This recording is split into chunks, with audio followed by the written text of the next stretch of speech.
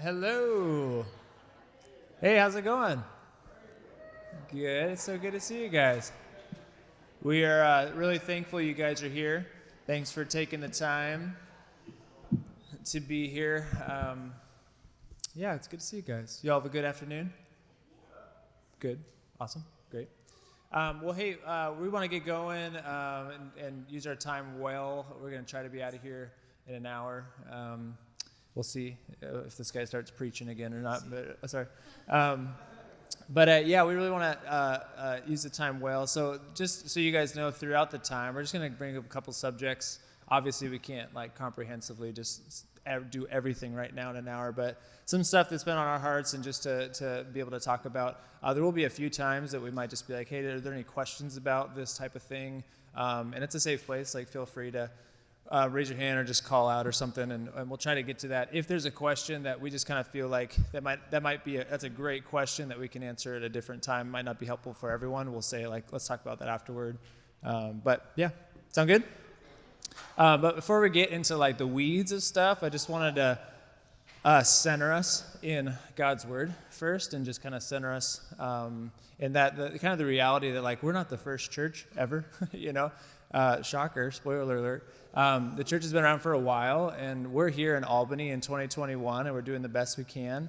There's going to be flaws, and there's going to be awesome things. And the cool thing is, the whole point of it is that God has been faithful with his people throughout all time, and he's the one that truly is carrying this thing. And the thing that it reminded me of was in 1 Kings 8, you have the story of Solomon. King Solomon has finished building the temple. He was commissioned to build the temple by God and by his father David. And they finished the temple, and they're dedicated it. They did sacrifices. They brought in the Ark of the Covenant. They brought in furnishings. It was established. It was here, and it was a thing that has happened. And before, they enjoyed it and they loved it. And I kind of think about Hub City a little bit, not saying this is the temple. It literally is falling apart, so let's not call it the temple. But there was kind of this moment of just for me thinking through, man, this is an established thing. We're not just church planting right now. Hub City was planted. Hub City has been growing, has been doing, thriving, even during something like a pandemic. People were still here. God is still good. The gospel was still proclaimed. And right after the dedication of the temple, Solomon gets up and says a blessing over the people to kind of center them into who God was and is to come. And so I want to read that for us, and then I'll pray for us, and we'll get into that. So this was Solomon's prayer for the people of Israel at the time. This is 1 Kings 8. Now, as Solomon finished offering all this prayer and plea to the Lord, he arose from before the altar of the Lord, where he had knelt with hands outstretched toward heaven. And he stood and he blessed all the assembly of Israel with a loud voice, saying, Blessed be the Lord, who has given rest to his people Israel, according to all that he promised. Not one word has failed of all his good promise, which he spoke by Moses, his servant. The Lord our God be with us, as he was with our fathers. May he not leave us or forsake us, that he may incline our hearts to him, to walk in all his ways and to keep his commandments, his statutes, and his rules, which he commanded our fathers. Let these words of mine, with which I have pleaded before the Lord, be near to the Lord our God day and night, and may he maintain the cause of his servant and the cause of his people Israel as each day requires, that all the peoples of the earth may know that the Lord is God. There is no other. Let your heart, therefore, be wholly true to the Lord our God, walking in his statutes and keeping his commandments as it is at this day. Let me pray for us, and let's get going. God, like Solomon, we just want to remember how faithful you have been.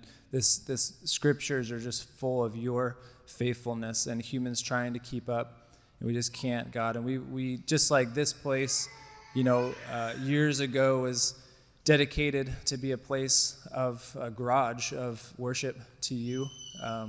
God, our hearts have been dedicated to you and want to rededicate daily to you and be restored by you and to be redeemed by you. And we thank you for that, Lord. And thank you for this time to just come together as your people and come in humility.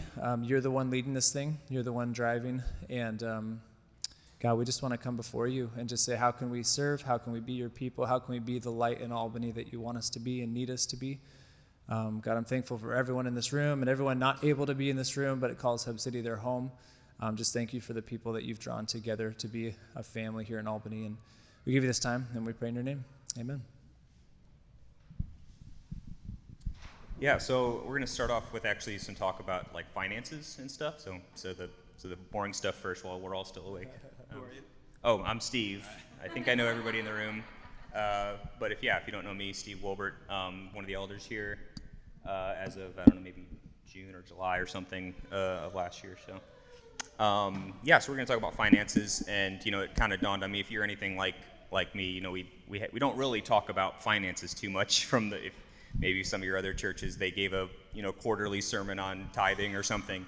Don't really do that here. I mean, one, because giving, I think really for all of us, it's a personal thing. It's something that we kind of come to when we spend time with the Lord, and the Lord impresses on our hearts something that we need to do, and we do it. So as far as Hub City goes, I do have a lot of specific numbers and things like that, but that we'll go over. But first of all, I just wanted to say that I guess really just encourage everybody that finances are healthy at Hub City and have been for a while. Like I said, we'll go over some of the specifics, and a big part of that is you all being obedient in giving, and just want to kind of recognize that in everybody, that the health of the church is your hearts are seen in that. I guess on the specifics, maybe it goes without saying, but we'll say it anyways. We are intentionally, we don't, the three of us and the elder team don't have insight into who's giving, and that's not something we're interested in. So I mean, I've had a few people here and there come up and be like, oh, so who's giving the most or whatever. We don't. It's like that's something that it's like I said, it's not. So I mean, if you're like nervous about that or whatever, like that's not something that's on our hearts to dig into that, obviously. So I wanted to point that out. Another thing was really Hub City, we started as a church plant. Obviously with that came some financial support and all that, I guess probably for some time, but it's worth noting that we're totally financially self-supporting right now. So we're not reliant on another ministry, another church to turn the day-to-day finances of us. So we are self-supporting through giving of the people in this building. So with that, anything else I wanted to say before we got into things? I think another thing to point out too is we are just recently kind of in the process of now going through a little bit of restructuring in how we do our finances, and some of that is just growing up a little bit as a church, putting some more structure around things, and a big motivation for that too is just accountability and making sure that we're stewarding well, and also just not putting some barriers and protections in place for the people involved, not because we don't trust them, obviously we do, but because we just want to make sure that everyone is also protected in case there's ever an accusation or something. We want to be able to show that our systems and everything are structured in such a way that we can be above reproach in that way. So that is something we're still kind of going through as far as setting up new systems, and so we're in a little bit of a transition there right now. But with that, I was going to go over some numbers here. So I went through the numbers that I have. Really, I kind of just focused on the last quarter, the last 3 or 4 months, and just wanted to kind of give you an idea to wrap your head around the numbers that we're talking about. So our average monthly giving that we receive is around $18,000 average. As a portion of that, our payroll is somewhere around $11,000, so that makes up about 60% of the total giving that comes from the church. So that's all paid staff, and we also have a payroll service that we employ for that, so that's kind of rolled into that as well. We have a building lease. If you didn't know, we're renting this space. That building lease accounts for $2,000 a month, $2,085. So that's about 11% of the money going out. Utilities, that accounts for internet, electricity, water, insurance, all that stuff comes out to just under 1,000, so 960 a month on average. We have the category we call ministry expenses. It kind of rolls into a lot of things. So it's we have obviously the children's ministry in the back. We have hospitality over here. We have just expenses for worship, what it takes, week in and week out for Austin and the worship team to do what they do. We have a book expense for I don't know if it falls into that category. When you guys do some research for a sermon topic or whatever, we have a library expense for that. So those ministry expenses on average are about $1,200 a month. That's 7% or so. And then we have this category that has a lot of other things grouped into it. So I kind of said the other category. So this is about $2,500 bucks a month, about 14%. And this goes into supporting other organizations and really kind of those one-time when a ministry need is seen. We'll give to that, and then whatever's left over from that obviously goes into savings. So we're trying to, generally what we've tried to do is we had a target of about 6 to 8 months of savings just to help us operate as a church. I mean, say everything stopped on day one, we'd have about 6 months of expenses. I mean, it's if you're budgeting for your family, you'd probably do something similar as far as have some kind of savings backlog. So we had that goal of about a 6-month savings, and we recently, over the last year, kind of consistently, obviously, savings account goes up and down, but recently kind of hit that threshold. So I mean, we're really in the process now of evaluating. Well, now we have, we've been having that a little bit of extra going to savings, each month. And now that we've hit our goal, now what's the next thing? And so we're really praying through. We do have some more as we grow as a church. I mean, obviously that means more resources to steward, and so that's something that we're certainly praying through. And and that's where, as a body, this is the church talking here, our finances. Like if there are things that we should be and need to be supporting as a family, that's kind of where we're looking next. Is we want to make sure that we're not just focused internally. We want to be obviously focused externally. And another thing I meant to say this at the start was, we recognize, that the church is not a business. Obviously we know that.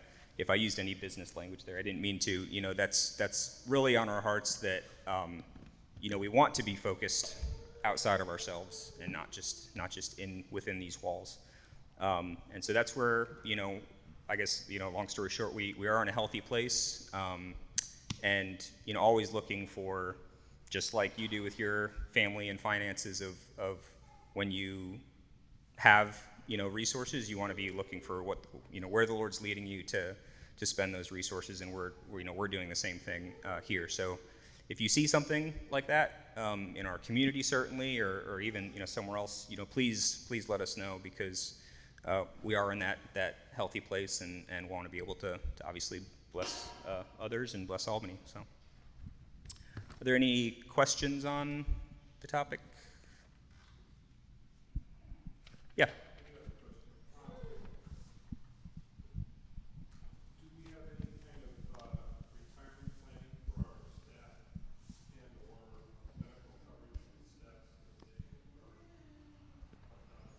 Yeah, that's a good question. We currently don't.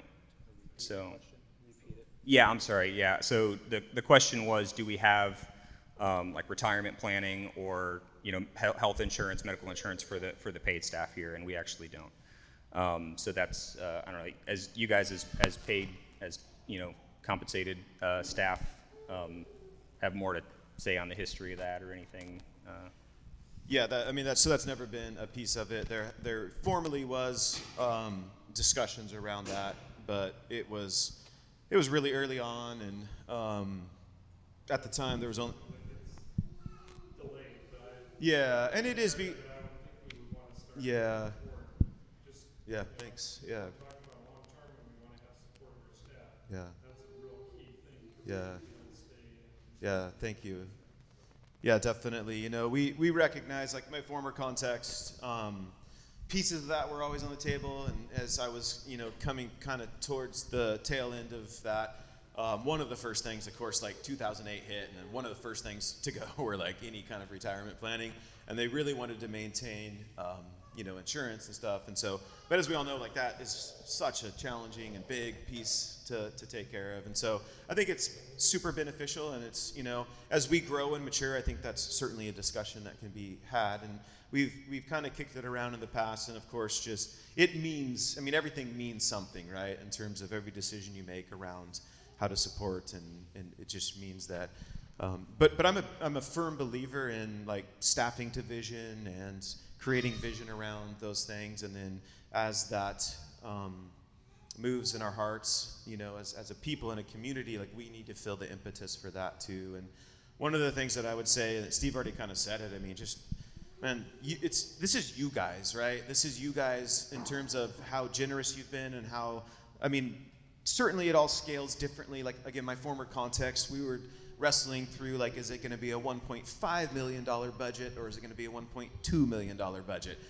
That's never been on the table for Hub City Church, nor will it ever be, right? Like, we want to practice generosity. We believe that these resources are primarily, now the scales are always gonna tip heavily in towards internally, unless we move to an all like uncompensated staff or elder team or whatever. And but so we recognize that there's always gonna be need, because you have overhead with costs for whether that's a mortgage or if it's a lease, and then of course staffing. But to Steve's end, he brought this out of the front. Like, we have not felt compelled to do a lot of teaching on it, because like I think it's really similar in that, like, just watch us as we do that, like participate in generosity as we do this. And so I've really felt like the number one teaching tool that we have as a church is for us to continue to be outwardly generous to our city and beyond. And that is the motivation. Like, I know I feel better when I give, when I know that it's actually going to go to this vision of restoring Albany. And so it's a delicate balance. We definitely want to maintain an outward focus, and then as we grow up, it's certainly as much as we can. I think that's a biblical model. As much as we can, those that are called to tend to and lead and serve the church, it is the responsibility of the church then to, where needed, to meet those needs. And so if that becomes a piece of it, that's certainly not just off because we have a philosophical disagreement with that stance in terms of taking care of staff. We just have had restrictions and limitations, and we're just like one step.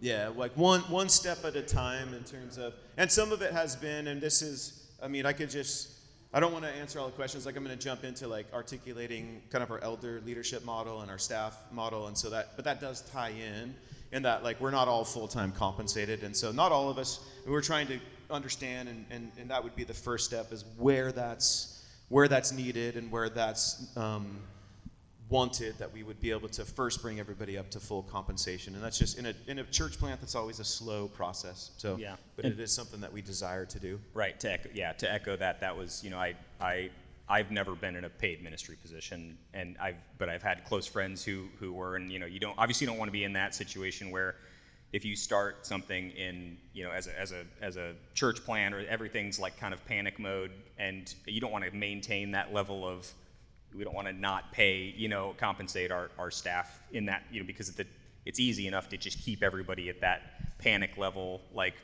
everybody's working for peanuts. We don't want to be in that, because it's difficult to keep, staff if they can't survive on it. So that's certainly a focus too, going forward, making sure we're getting fair. And we've actually recently did a check of the wages we're paying, fair for the work that's being done, and we could do better at compensating more, actually. So that's certainly an area that we want to look at still.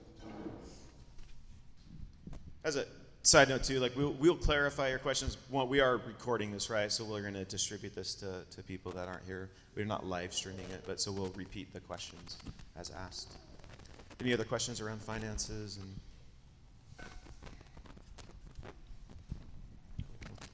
Man, that's a huge piece of the church. It's often a challenging conversation, and money can be divisive and complicated, but we just feel so blessed. First, from God, like God's blessing this church, He's blessing this ministry, He's using His people to bless it, and so we thank you and are encouraged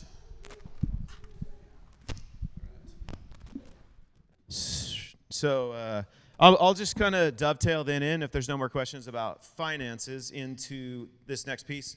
And so let me just start with staff. Historically, Hub City started, which is unique, I mean, and a credit to it. I think it's a piece of the success. Hub City began, which is very incredibly rare, with a full-time compensated person. So that was formerly Nathan. And then I was very part-time, quarter-time, I guess. And so as Nathan moved out, I shifted into and slotted into that full-time compensation. And we brought Matt on and bumped him up even beyond that. And so we've been trying to move in that direction and ask that question in terms of the people that we have, where they're at, what is their desire. But so currently right now, and we always have had 4 compensated staff people at different levels of compensation, and trying to continue to match with where they're at in their life and desires. So that would be myself, Matt, Jesse, and Austin. And 3 of us are OGs. We've been here from day one. Not to make you, but Matt obviously came on a couple of years ago and brought new life, and it's been amazing. And so we're happy to have him. And and then we just most recently added 2 kind of part-time positions. And so we have Katie Waller. Katie, you mind sticking your hand up? Is that cool? Katie is our kind of part-time custodial, janitorial, facility manager, taking care of on-site cleaning and stuff. And so that's been fantastic. And clean. It's been clean, which is nice, right? So, and then Whitney has most recently kind of taken a bigger, broader role. She was in a volunteer position, kind of on the local side of some of the finances, but I don't know, are you the chief financial officer? We don't really have a name for you. So it really does. And so she's come over, and she's just most recently took over some other areas of responsibility in that category. We had somebody else that was not local that was doing a piece of that, but then we just kind of rolled all of that under Whitney. I will say this, Whitney is the only person that knows how much that you give, and Whitney also knows her way around a handgun. So just saying, I know that. But so we're excited to have her on board beyond just what both of these individuals contribute to kind of their areas of job. They overall contribute so much life and vitality to Hub City Church, and so we appreciate beyond just what their roles are, what they do to be a part of this. And so, like, Whitney's heavily involved with Ondondo and contributes there, and so that's been like growth that has been good for us to make those decisions.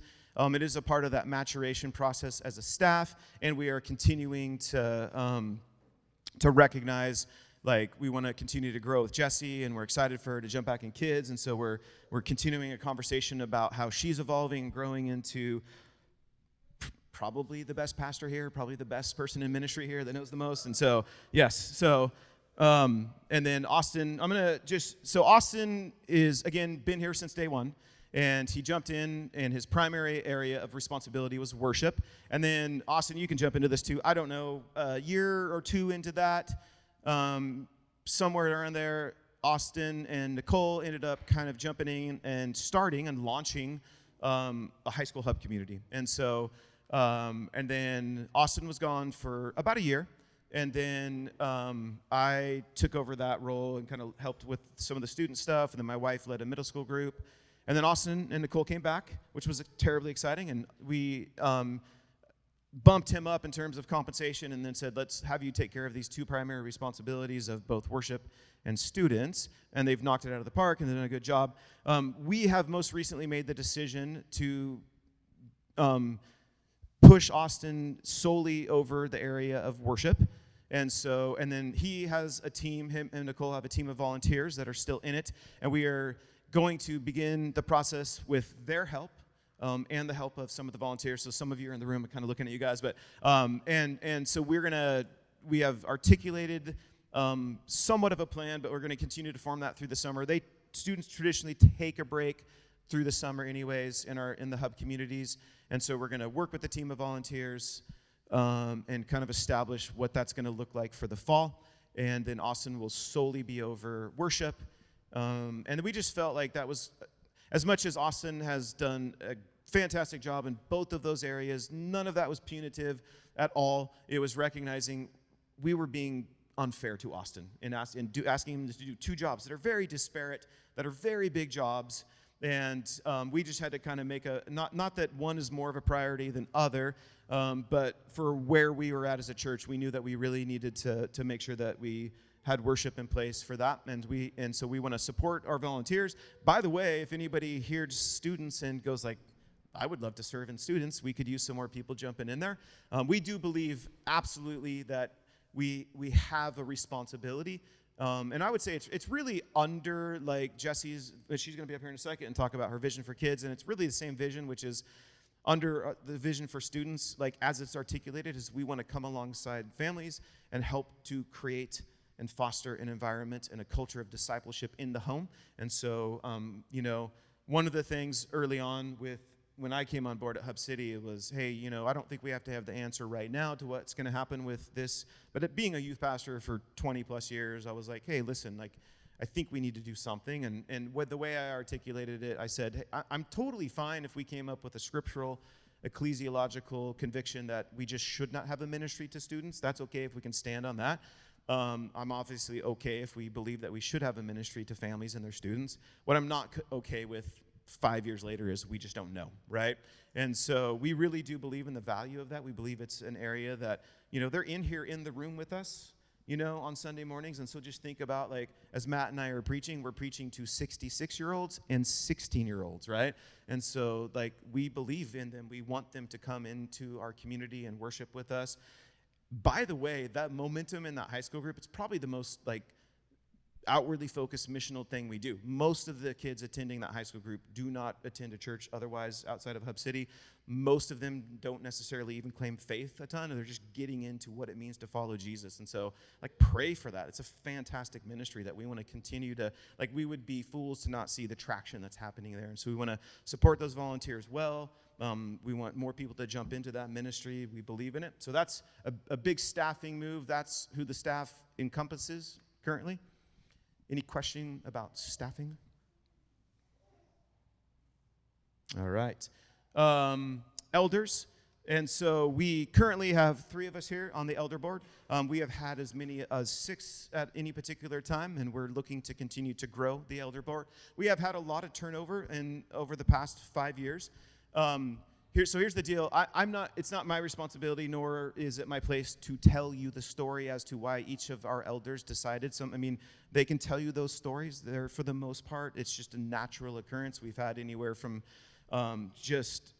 capacity issues to I have served my limit and I'm done. And so you can email us and I can give you contact information. I know that they would be willing to sit down and tell you those stories.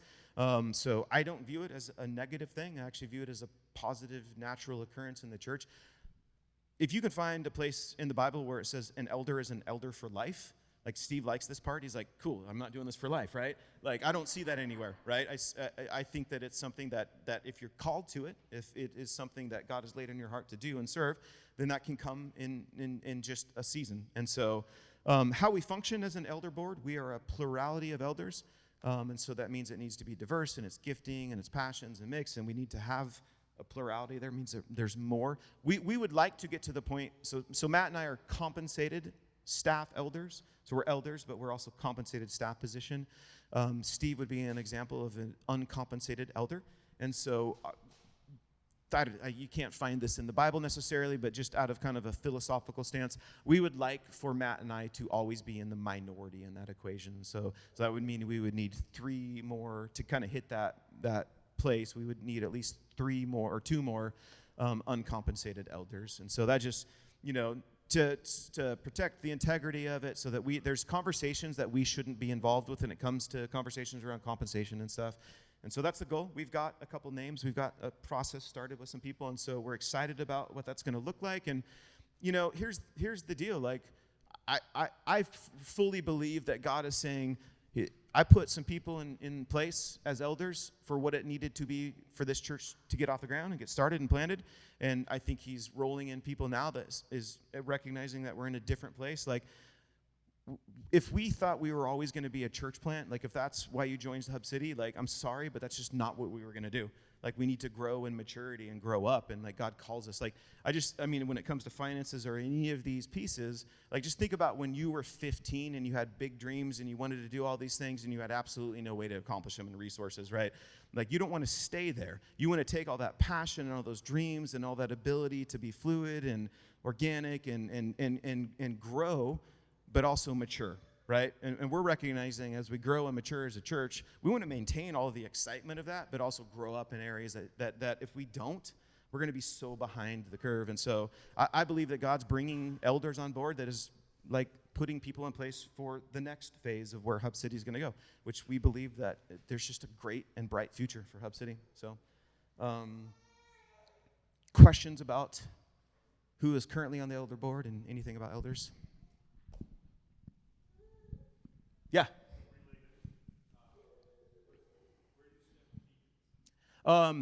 Yeah, you know, I mean, I think it's a biblical office that I would truly love to grow into that.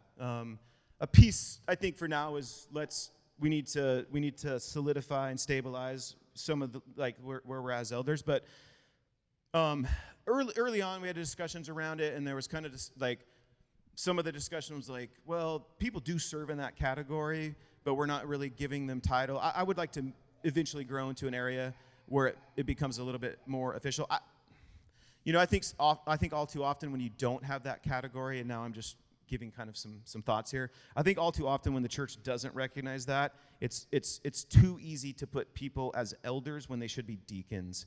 And elders should be tasked with the spiritual oversight of the church, protecting doctrine, shepherding the flock. But elders don't always need to be involved in like micro decisions, like facility management decisions, right? And so I truly believe that God's given the office of deacons to take care of some of the more functional stuff in the church, and we want to head in that direction and delineate that. All too often when you've got people that are probably truly deacons serving as elders, organizationally it's great, but shepherding is tough. And some of those people are built more for organizational things and not as much for shepherding. So fully believe in it as an office, and I think none of us have any reservations against it that I'm aware of. We just chugging along trying to put things in place. So yeah. And do you guys have any? Well, I mean, I don't know if is Kevin here. He might not be here, but Kevin, who was an elder, he's stepped down, but he's still managing facilities and stuff. And we even kind of mentioned that, like, kind of thing. He was still, and he's very gifted in that, like, mentioned the willingness to be a deacon in that capacity, just take care of facility stuff. So I mean, it is something that, like you said, I mean, just kind of we want to shore up the elder team, make sure that we're, where we need to be. Not that we're bringing in just whoever, but we want to make sure that we shore that up, because the size of the church is, functionally it's a small enough church that some of us can take those individual, whether it's facilities or finances or whatever, we can take those, and traditionally with a bigger church, that's where you'd slice that off and have deacons for each of those, or deacons to pass the trays or whatever. We don't have a lot of the things that would necessitate that, but it's certainly something that I think we'd be open to. So. Any remaining cues kind of about leadership, structure, staff, elders, deacons? All right, well. I'm going to turn it over to Matt, and he's got just kind of a general, wanted to walk through COVID and, not about the disease itself. I don't know how schooled you are and all of the microbiology. Yeah, just mainly just how Hub City has been through COVID and where we've been and where we're going. All right. Thanks. Yeah, I think it's such a fascinating time for everybody, no matter if you're religious or faith or just business owner or life, And I think that it should go without saying, but I want to say, like, thank you. Like, to our community, we've heard many, many, many stories of churches that have had many people leave because of mask mandates. We've had many people leave because they're not happy about different things that were taught about in terms of COVID specifically. And honestly, like, even though COVID was intense and hard and we had to close a lot of our doors sometimes, and we had to do really flexible stuff, like, you guys have been amazing and super supportive. I haven't received any hate mail about it. I don't know if you have, but we can, yeah. You know, it just is, it's great to feel like, you know, we haven't, it's not like we've been through a couple pandemics and we're going to lead you through it. Like, we're just praying and taking every step of the time. So it's been cool to be able to, you know, for us to pray and with a little bit of trepidation, like, okay, I think this is the smart thing to do. And so we'll say something and it just hasn't, you know, no one's kicking down the door. You might be ranting on Facebook, but that's okay. You know, it's just, we haven't told it to our face, so that's fine. But yeah, we just want to thank you guys. Thank you. And anyone that's watching this later, we just appreciate our community's been really supportive. It's been a hard time and there's been a lot of disruption. So I think what's really fascinating for us and a lot of our gifting is just in that shepherding realm of really caring for our people. And that's been really interesting to just get faced with, like, but we can't be with you. We can't be near you. And it's only so far that a text, you know, how are you doing? How can I pray for you can go. So we just, you know, our hearts have been burdened to, like, man, we just want to get back to, like, having coffee together and meeting together and having meals together and doing stuff. So even gathering something like this on a Sunday has just been so life-giving, you know, and great, and just to see everyone, have everyone there. So thank you for just following all that stuff. But then one of the biggest disruptions to that, so obviously for Sunday morning for a while, we couldn't gather at full capacity. We're pretty much back to that now, which is great. We put up, I think, every white chair that we have out here.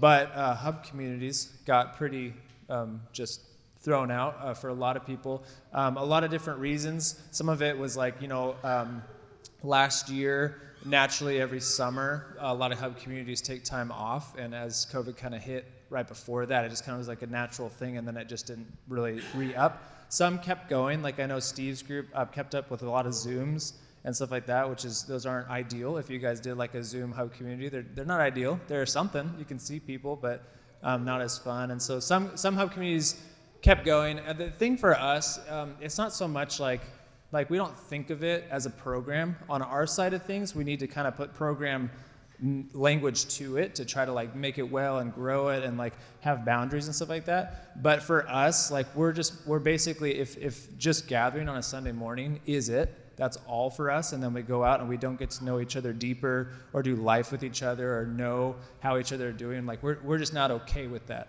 That's not the full encompassing word of what church means to us. And so we just really want that to be a part of our DNA. We're not just a church that gathers that then has small groups. Like we're small groups. We're people that know each other that gather together as a church and encourage one another and build one another up so that we can go back out and do that. So it's constantly, hub communities are in the name of mission. And as you mentioned this morning, we believe that the church has a mission and the mission has a church, you know, and God's given us that. So for us, so you guys can hear us, we are working on a full relaunch of hub communities for sure in the fall, in September. That means like everything from structure to it, to signups, to leaders, to all sorts of stuff that obviously starts now and has been starting with like recruiting people and just kind of seeing like who's interested, who's got a heart for this, what does this look like? In the past, there's been some hard times of like people that are hosting over and over and over again. And it's awesome. Their heart was in it, but then years go by and they feel a little bit burnt. So we have some of that, but at the same time, then that's a beautiful time for new people to kind of step into that role and that have that also gifting of hospitality. And so we're looking for people like that. But ultimately, again, we're not trying to ask people to sign up for a program. We just want people to be in community together and to know each other. And that's messy. It brings up stuff. You know, it's nice when everyone's just sitting around a table and no one's throwing food and no kids are crying and, you know, whatever, but it's messy. It's just what it is. But we just believe in it. So we are really trying to work towards like, yes, we're going to talk about that all the time. That's going to be a huge part of who we are, not just Sunday, not just whatever teaching series we're going through. So definitely relaunching that. Your hub community has been going. It's been going throughout the pandemic, throughout everything. I mean, what are some ways that, you know, if someone is like, hey, I kind of want to jump back in, but I'm not quite sure, like how would you encourage someone to think through that for the fall? Yeah, it's a good question. I think, you know, maybe one of the reasons our group continued meeting was just we were all very much in the same phase of life. I mean, I think we had 0 babies March of last year, and now we have like 5. So it's we're all just in the same like phase of life too. So that certainly helped. And then, you know, so I mean that I feel we just feel like lucky in some way that you know that thing survived, because certainly Zoom calls are not my favorite thing, but it was all, you know, it's always life-giving to keep up with people. So yeah, I think yeah, as far as like how to, certainly, you know, you can, you know, we have, I think, you know, you guys and a few others,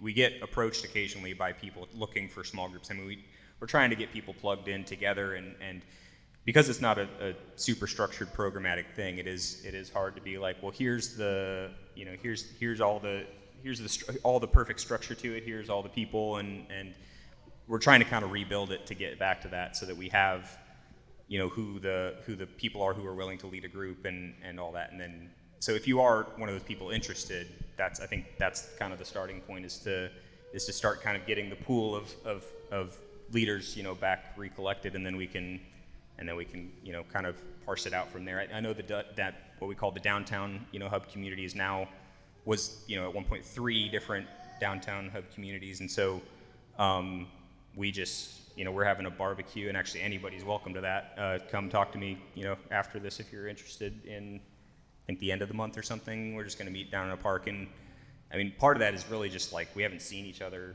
you know, other than out and around town and getting coffee or whatever, but like we're kind of trying to feel out too. You know, our group is still meeting. Some groups weren't comfortable. You know, it's been impossible to know. You know, I think we've all maybe been through it. If you've been in hub communities, it's a really difficult thing, especially through the pandemic, was understanding who was comfortable with what. And you know, I know for us, we were truly trying to like read, well, if we even offered all to meet in person, who would be in, who would be out, and we don't want to like ostracize people by saying we're going to get together. So it's been this really awkward, you know, thing to walk through, and I know that you all have felt that too. So I mean, yeah, I think just really come talk to us and help us.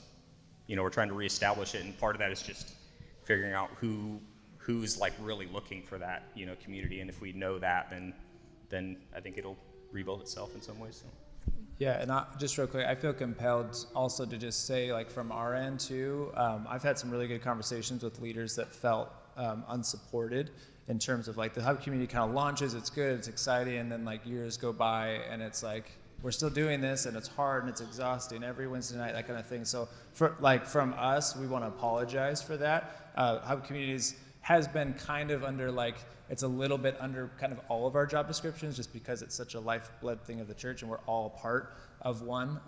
And so we just want to apologize for like leaders that have been burned in the past. And kind of felt like we were just left to starve out here and figure it out. And so that's part of the relaunch, is like really good leader support, really good checking in a lot, and actually really owning it. I'll be actually doing that a lot. That'll kind of be more a part of my job description, even though again we all have it, but just that shepherding piece of like how it's going, you know, what changes do we need, how can we support, that kind of thing. So yeah, I'm excited for the future. I think it's going to be a good thing. And just like for the sake of understanding quickly, like the history and why it led to some confusion, you know, like even as Jennifer and I came on board, I mean, one of the first articulated things for us as we're like hearing about what Hub City was going to be was this like strong language around like missional communities, and so like we were just at a point in our life where like that gave words and vision and even like an articulated program to like what we were experiencing, feeling, and desiring to be. Like, and we both lead heavily in our gifting with evangelism, so we're always going to be outwardly focused, combined with the gift of shepherding for me.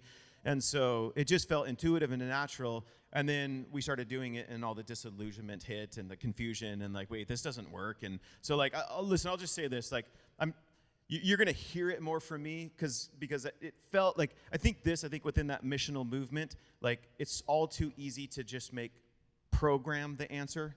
Like the church has a program issue when it comes to being missional, and I don't think that's it at all. I think the church just has a discipleship issue when it comes to being mission and outwardly focused, right? And so we just need to grow in our discipleship there. And so I've backed off. I'm not drinking all of the Kool-Aid anymore because I just don't think you can articulate it through a program. Like when I really got into it, I was like, this is just like throwing parties in our neighborhood and all those things. It can be good, but when it's not intuitive and organic, and it was really forced at Hub City, it just became another attractional program in my mind. So like, cool, I can throw a big, huge block party, But at the end of that, if that's not life with people, bringing the gospel to bear. And so Jennifer and I have found way more intuitive, life-giving ways to do that, right? And I said this morning, like, if you want to know what that looks like for me, like, I have affinity groups. I invited a couple of these guys to share in that with me yesterday on a bike ride. And those of us that follow Jesus were in the minority. And I said, like, come and follow me in this. These are my friends. I'm trusting you in this. But that's not a program. That's just life. And so our hub communities are shifting away from much of that language. We're still recognizing the need and recognizing that disciple making and discipleship happens in community, and so that involves those of us that are following Jesus. We need to grow in our maturity and our discipleship and understanding of this issue, and we're inviting people to follow us along on that. So we're moving away. Like it used to be, if you look back at our rhythms there, it was like very vertical, and I think Steve brought this out. We did an elders retreat back in, I don't know now, February, April. It was great. And, Steve really brought this out, that these, we used to try to stack up vertically like programs to fit under those things. And really we're just saying like those are natural rhythms of a disciple because that's how Jesus lived and who Jesus was. And so really hub communities fit under Send initially in our history. And now we're just looking at those as saying like, yeah, it's all what the life of disciples do. So when you gather in community, you're going to gather, and hopefully there's some spaces where you're serving one another and you're serving your neighborhood, but you're also sending out from that hub community to go and live life on mission, and then you're coming back together. And hopefully that does include, bringing people that are not yet following Jesus into those circles, but it just feels really weird when you're like what I started to notice is we did all these block parties and all these things, and we're inviting all of our friends. But then our hub community was getting populated with people that filled out gray cards, and they just started coming to, and that's fine. But where it got messy was like the neighbors and the friends that we know and love that we're trying to bring relationship and trying to bring the gospel to. It just felt weird when they were like, oh, how do you know Randall and Jennifer? And somebody that came into our hub community because they filled out a gray card, they're like, oh, I filled out a gray card at church. And then our neighbors are like, I don't know what that is. So we're just like it's just life. It should just be organic, and it should not. The answer is not a program. So our hub communities are shifting a bit.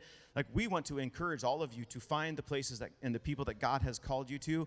We're going to get to that in a second. Of course, leading with evangelism.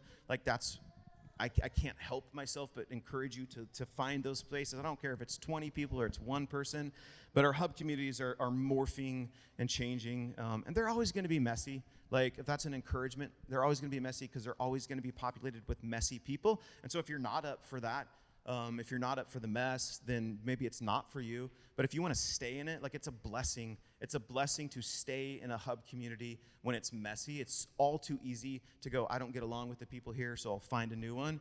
You miss out on the joy of seeing messy people come together and grow together in Christ. So my encouragement is don't shop around for a hub community, but find the one that God lays you in. And if it's messy and you don't get along with people, gut it out. See what happens. You might find that God brings you some great joy from watching people grow, them watching you grow, and growing together just as a messy group of people.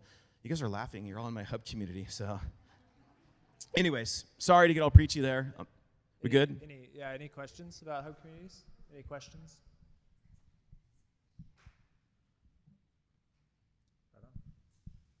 Man, you guys are making this super easy. All right. I'm going to just do this real quick. Preaching calendar, just two things about that. So there's just like I want to just tell you real quick how we form this. This may not be terribly exciting, but we just wanted to bring this for you guys. So you can see what's coming ahead. But then, we don't formulate a preaching calendar based off of just like topical stuff that we think the church needs to hear. We just pick books of the Bible. So that's first and foremost, that's how we come up with what we're going to preach.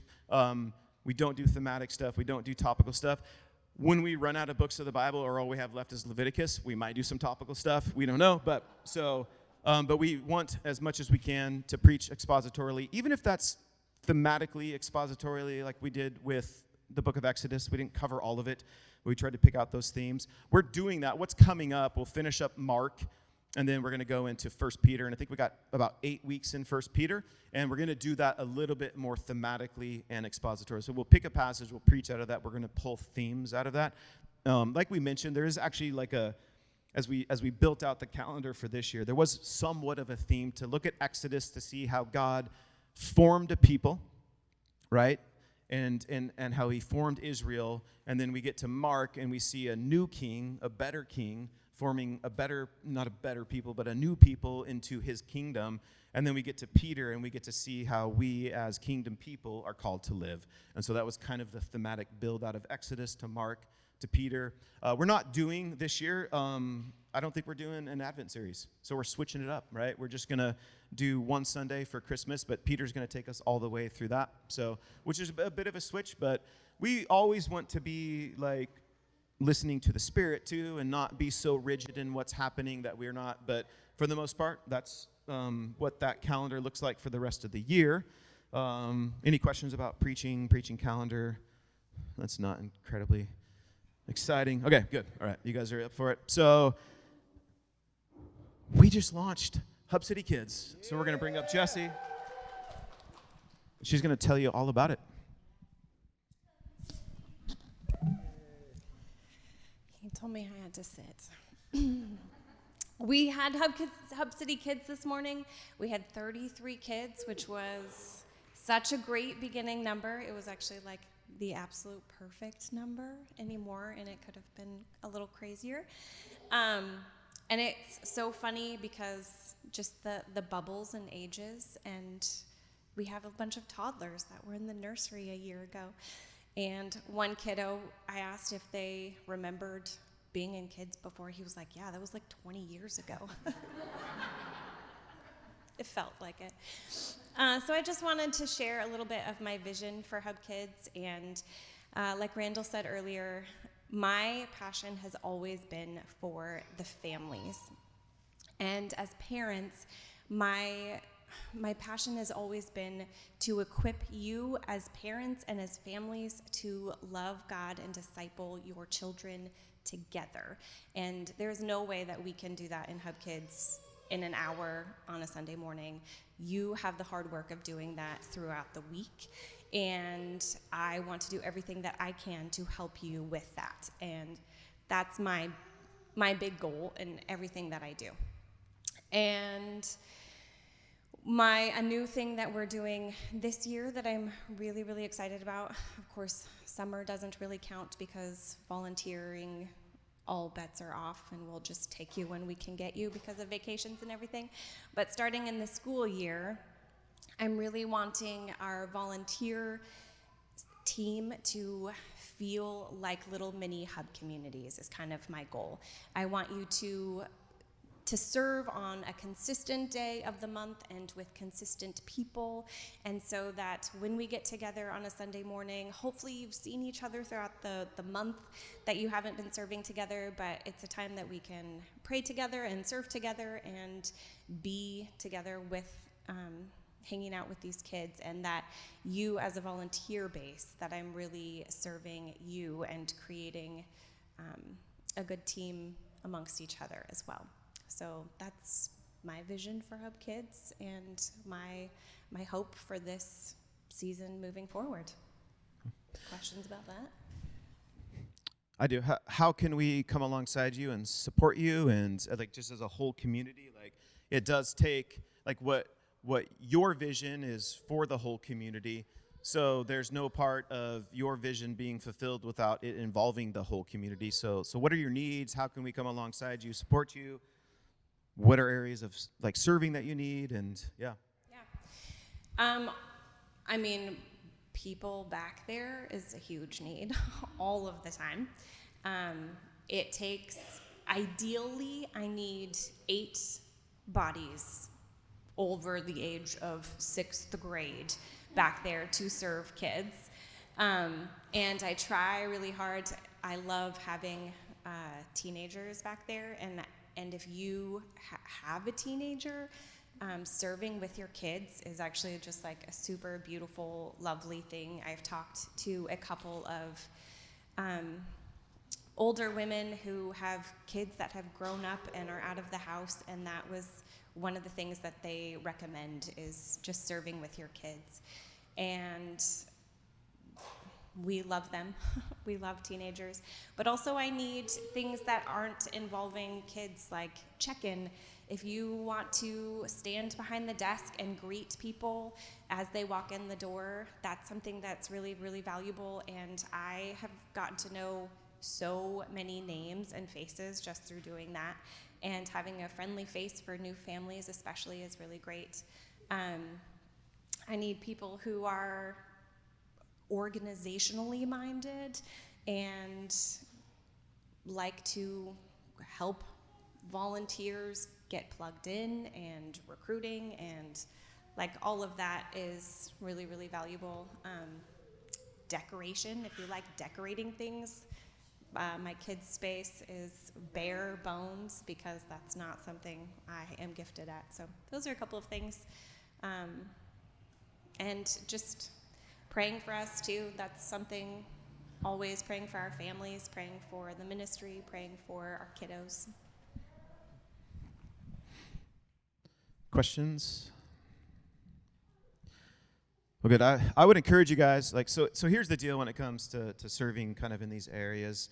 No doubt, like, you benefit more.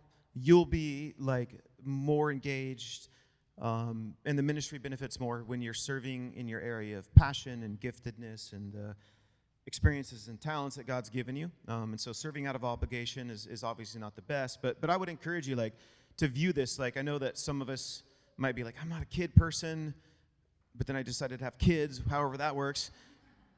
But I would say, like, if we want to get beyond, like what's happening back there, what we believe to carry out that vision is families involved. So, like, I would go, like, if you're checking a kid back in there, you should really strongly consider serving back there. Like, we want to make sure that you're qualified. We want to make sure that you're safe back there. We can help you develop some interest in that and stuff too. But I really feel like that's a big thing. Like, it's easy to just go, like, my needs are met because I'm checking my kids back. But you should really strongly consider, like, if that's an area that God's calling you to, and you do have some natural gifting there. And that might even just be helpful to get us off the ground as we relaunch, is just can strongly consider, if you're checking a kid back there, you should maybe strongly consider serving a Sunday back there too. And that just benefits the whole community. So, or am I way off there? You don't, is that good? All right. Cool. Jesse, thank you so much. We're going to try to wrap this up. I got 2 more things, and I promise we'll be done. Do you guys have any last minute things that you can think of? Let me do this. I'm gonna do one more update that we're incredibly excited about, and open it up for any questions as we close, just general questions. And I do have one little last, hopefully inspiring piece to kind of call us to. So, and we do want to close, like, with prayer. So we're probably gonna dip a little bit beyond the time that we said, but it's Hub City, and that's what we do. And you guys gave me a microphone, so. Man, in recognizing, and this is not to work against what I said this morning in terms of, like, what discipleship looks like and what disciple making looks like, but as a piece of that, historically, we've tried a few different things at Hub City. We called them classes. So we Hub City really launched before we did our public gatherings. We had this thing called Basement Theology, and it was, I don't know, a 12-week, 14-week course. And then from there, we tried a couple other iterations with like very mixed results. And I think as I was more observationally participating in those, and really just kind of saying, like, I just don't know if the classrooms, like doing a class is what's fitting for us. I didn't have the answer. And so we kind of removed those over the past couple years, just not feeling like there was enough buy-in. Like the last one that we had, just kind of observing it, just the attrition went from, like, there was like 30 people. I think we finished with like about 5, and that was no fault of content or anything. It was just for me, I was going, like, I just don't know that this is the mode that answers that question. One, because I'm not sure that because it's not like what I would back up. It's not about just gaining more knowledge. It's a part of it, but it's life. And so we really became more engaged and conversationally around what would it look like to launch some cohorts, which is a different model. And so January? Has it been January? So we worked on it through the fall. And so kind of the team that kind of led through that was Jesse, Matt's wife, Christy, Matt, and I kind of sourced and pulled together some ideas and what we wanted that to look like. And so we launched in January a beta discipleship cohorts, 2 of them. And as it turns out, we have a men's and a women's, and they're actually, all the participants are couples and married. And we don't know what it's going to look like really in the future. We just know that we're going to do this. And so the beta cohort is wrapping up. You guys wrap up. You have like one more session, 2 more sessions. We have 2 more sessions. So we'll be done kind of all wrapping up by the end of June. And it really was for the purpose. The participants hopefully have gained and gleaned stuff out of it. But also we're asking them to give their feedback and help us tweak this thing. And so on top of Hub Communities, we are the process of, through the summer, really kind of disseminating all the feedback that we get and then launching those. We don't know if it'll be the fall or if it'll kind of duplicate January. That's a piece of what we'll work on through the summer. But if that sounds interesting, we don't know what it's going to look like. It could just be one cohort. It could be, we could separate out again. So that's all of what this is for, but we're incredibly excited about it. And really it's this, like, it's not a leadership cohort. The goal wasn't like, how can we get people through this cohort and then we can figure out if they need to push buttons back here or make coffee here. The goal was we want to grow in our discipleship so that we can live into this. And the desire is, and as it culminates, each person hopefully is going to begin to understand how they are personally called as a family, as an individual, to live into Jesus Restore Albany. And so we want to equip people and then unleash them to live that out, whatever that needs to look like. And so we're excited about this. I think it's been a fantastic time. It's been super engaging, and we know we've got more work to get it down to, like, and I don't think even by next fall or next year we're going to have the finished product. We want this thing to keep kind of tweaking as we articulate it, but we've walked through some gospel fluency. We've walked through some both biblical and systematic theology pieces. That is very, like, head heavy, but we always wanted to say, okay, how does this hit your heart, and then how does it express itself in living out the mission? We walked through some spiritual gifting kind of conversations, and so that's been great. And then we're wrapping up with mission and articulating your context for mission. What does it look like? What does the city look like? Who are you called to? And then just overall, what is the mission of God that he has a church for? So that basic language and kind of content is probably going to stick. We're just going to work through, like, what that looks like, and maybe we nailed it, and probably not, but we're gonna tell you guys more about that through the summer as we do all of the kind of due diligence to polish that up. So we'd love to have you guys engage in that and participate. So any questions about beta cohort stuff? All right. Any just general questions? Hub City, anything that's been in your heart, mind, anything you need to know, questions you want to ask? Yeah. As long as we can Can we, do we give you a mic? Yeah. Okay.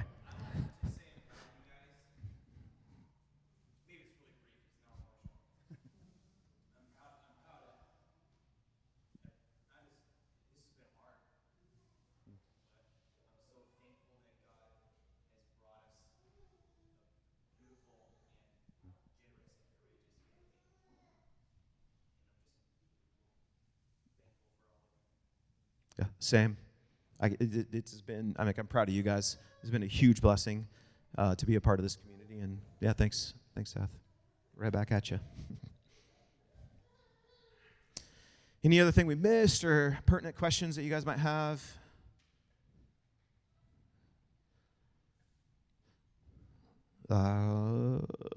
Okay, well, I'm going to wrap it up with this.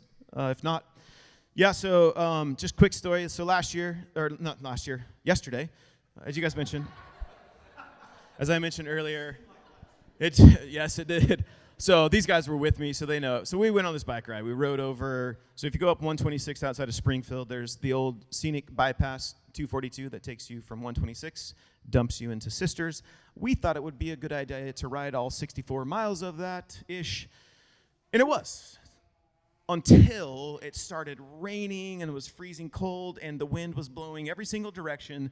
Like at one point, I was going uphill and the wind was so strong that I literally came to a standstill. Could have been also just the fact that I'm horrible at riding bikes, but so I walked out of that experience processing it, going like, would I do that again with the same people, with the same weather systems?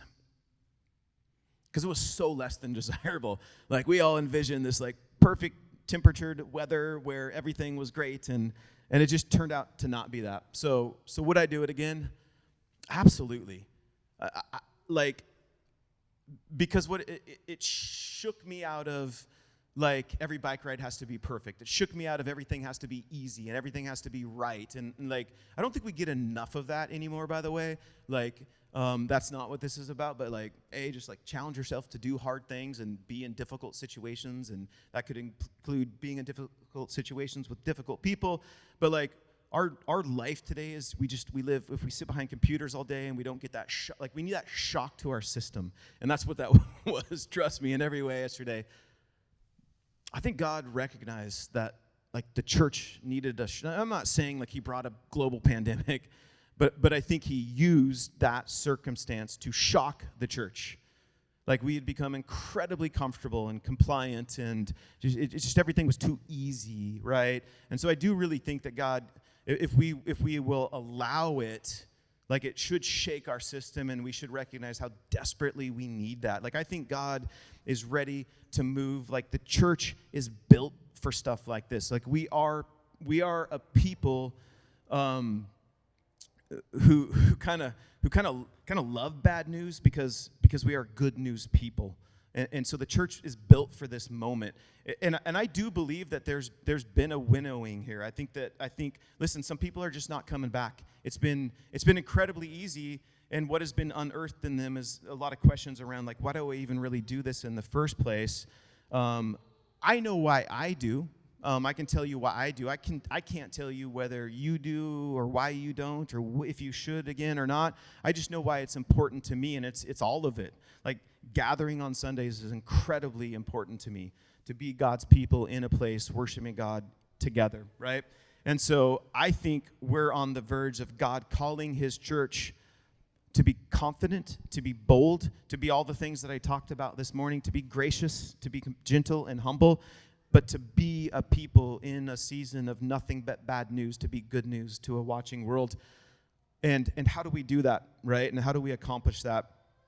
So after Jesus ascended, so I'm going to get a little preachy here, about 50 days after Passover, after he celebrated that last Passover, on an annual festival known as Pentecost or Shavuot, which is like 7 weeks is what that means, God did something miraculous, right? And intentional, and always by his design. He imparted the Holy Spirit to his church, gave the Holy Spirit to indwell his church and empower his church for the mission that he had. This guy Peter stands up. You guys know Peter? I don't know Jesus. I don't know you like I don't know you. And then he takes a walk on a beach with Jesus, and he says, feed my sheep, feed my sheep, feed my sheep. And so then Peter stands up, like this guy who cowered in the face of a teenage girl. He stands up before all, like, the city of Jerusalem would have been swollen with thousands and thousands. It's a pilgrimage holiday. And so if you were a part of the diaspora, or if you did not live in Jerusalem, you were required to, at least once in your life, make that trek back and celebrate one of these high holidays. Pentecost was one of those. And so Peter stands up in front of, like, thousands and thousands of people and preaches the gospel, right? And is incredible movement of the Spirit, not Peter at all, but the Spirit working through him. As you get to the end of this sermon that he preaches, Christ crucified, it says that about 3,000 people were added to the numbers of the followers of Jesus that day. Now what do we do, right? We've got more than this. We've got, like, a church now. Like, God started his church on that day through that sermon. And so here's the church. So what do we do, right? And that's almost immediately followed up in Acts chapter 2. That's where Peter preaches that sermon with a really common passage that we all know. And I think that Luke writes this and records this to be both prescriptive and descriptive. Like, I think he's telling us what the church did as they were like, what do we do now? Right? And then he's telling us, like, this is what we do today. And you guys probably know it. It's Acts 2:42, he says, and they devoted themselves to the apostles' teaching and the fellowship, to the breaking of the bread and the prayers, and awe came upon every soul, and many wonders and signs were done through the apostles, and all who believed were together and had all things in common, and they were selling their possessions and belongings and distributing the proceeds to all as had any need, and day by day attending the temple together and breaking bread in their homes, they received their food with glad and generous hearts, praising God and having favor with all the people, and the Lord added to their numbers day by day those who were being saved. That's an incredible story, and I think we get this picture. So here's the deal. Like, I let this slip out last week unintentionally, but I was so, like, if you were here last week, and if you called Hub City your home pre-COVID, you probably recognized, I don't know half of the people in the room. Here's the reality. Hub City's a new church.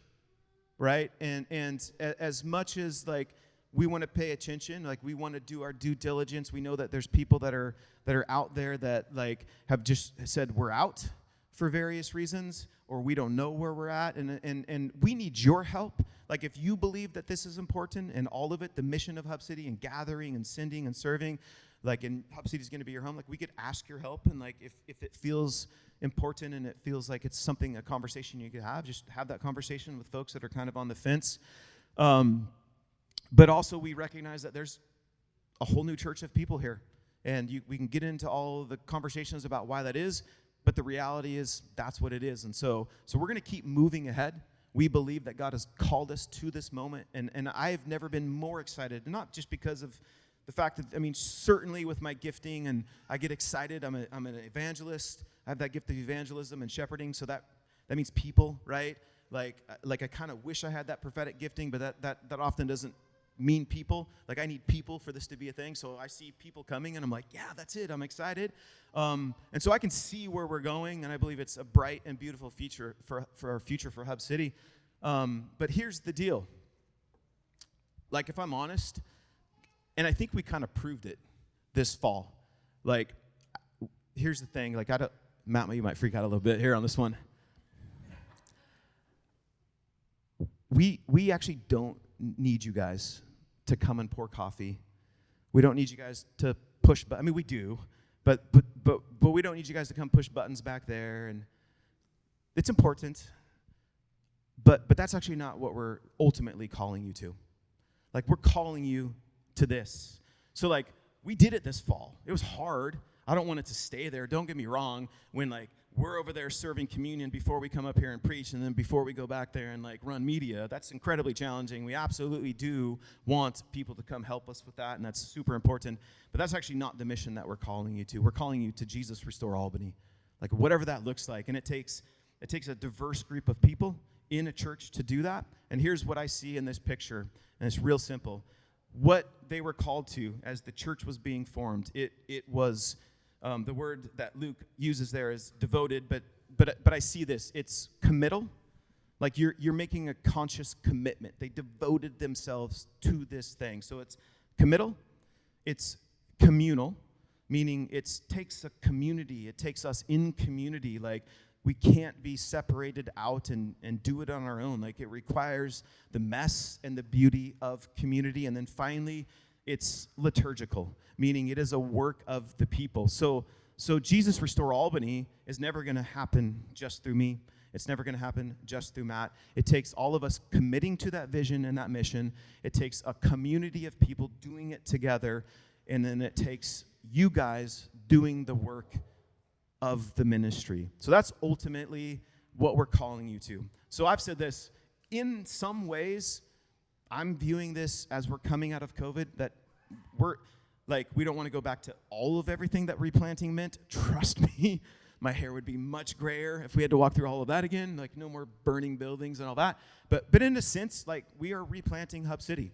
And we're looking for people that want to jump into that commitment, that want to jump into community, and that want to do the work of the ministry together in that. And so in a lot of ways, that's the call for tonight, you know.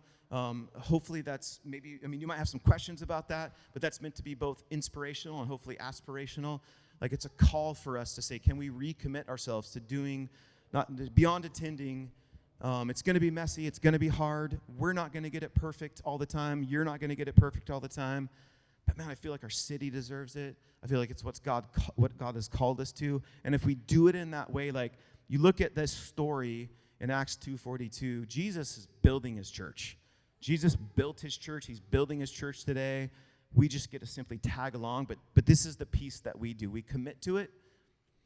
We do it in the context of community, and it's upon us to do the work of the ministry. Like, Jesus doesn't need 4 staff people to build his church. That's never how he intended to build the church. He intended to build the church through us, right? So we want to come alongside you and disciple you into what that looks like and free you up to do that in all ways possible. But first, we're just asking, like, and you don't have to raise your hand, we're not asking you to do anything, but contemplate, like, is this the community that you want to do the work of the ministry and commit to? We'd love to have you. We'd love to have you be a part of it, but that's where we're going, and that's what we're going to continue to do. And so pray about it. Take it serious. It's not just about, am I going to attend this church on a Sunday morning? It's, can you commit to that? Can you do that in the context of community? And will you not go, hey, what are they doing next? But will you go, hey, where has God called me, and who has God called me to, and what am I doing next to fulfill the mission of the church? It's not up to us as professional practitioners. We're not that good. We don't all know what we're doing. And so it just takes the mess of us together doing it. So, sound good? All right. So let's pray. And I would love it if some of you feel inclined to pray. So it's asking you guys right now to involve yourself in doing the work of the ministry. So as you feel led, would you pray? Steve, would you wrap us up when you sense that we're done? I'm going to kick us off, and then we're going to go into a time of just us as a community praying together about whatever God leads you to. So, now God, my life here at Hub City, I thank you for. Like, this is not like a career for me. Like, this is a lifestyle that you've blessed my family with. You've blessed me with an amazing, beautiful wife that feels just as passionate about as I do. And I've never felt more at home getting to live out the implications of the gospel with a bunch of broken, messy people just like me. And I thank you for it. I thank you that I'm not perfect. I thank you that what resonates most deeply in my heart is it's not my role to point the people of Hub City to me as some type of functional savior, but it's to point them to you and your voice as their good shepherd. God, would you be declared in our voices, in our hearts, and our minds as our only pastor of our church today. You are our good shepherd. You are our senior pastor. You are our life. You are the water of life that gives this church meaning and purpose and hope. You draw us to living waters. You feed us. You nourish us. We have nothing apart from you. We want to declare our dependency on you. We cannot be good enough. We cannot be clever enough. We cannot be smart enough. We cannot read enough books about how to do this thing. God, we want to declare that you would send us out as your people, only resourced by you with your Holy Spirit, empowering us to carry out the vision and the mission that you've entrusted to us, that ministry of reconciliation.